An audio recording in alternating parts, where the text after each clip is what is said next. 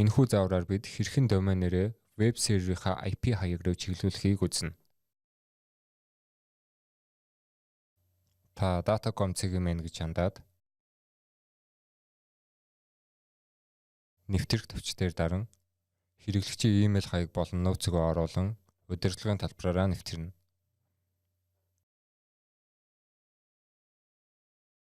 Нэвтэрж авсныхаа дараа цэнхэр өнгийн домен нэр хэсэг дээр дарна.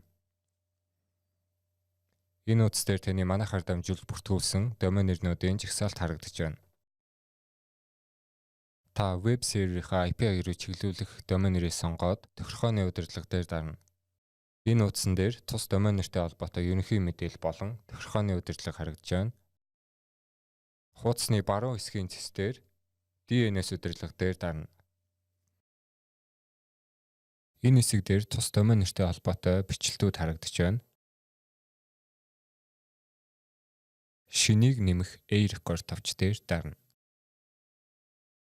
Домен нэрээ IP хаяг руу чиглүүлэхийн тулд бид хоёр төрлийн бичлэлт нэмнэ. Бичлэлт 1 таны домен нэр CGMN. Бичлэлт 2 www таны домен нэр CGMN. Бичлэлт 1-ийг хэрхэн нэмэх талаар харцгаая. Хост нэрийг хост үлдээгээд IPv4 хаяг дээр веб серверийнхаа IP хаягийг оруулна.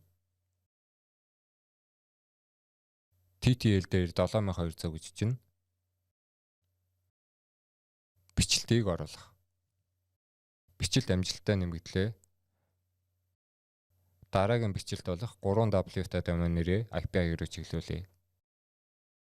Өмнөх бичлэлт дээрх IP хаяг болон TTL хадгалагдсан учраас хост нэр дээр 3W бичээд бичлэлт нэмэх товчийг дарна. Бичлэлт нэмэгдлээ. Энэхүү хийгдсэн өөрчлөлт нь дунджаар 4-6 цаг, бүрэн тархтлаа 24 цаг болдгийг анхаарна.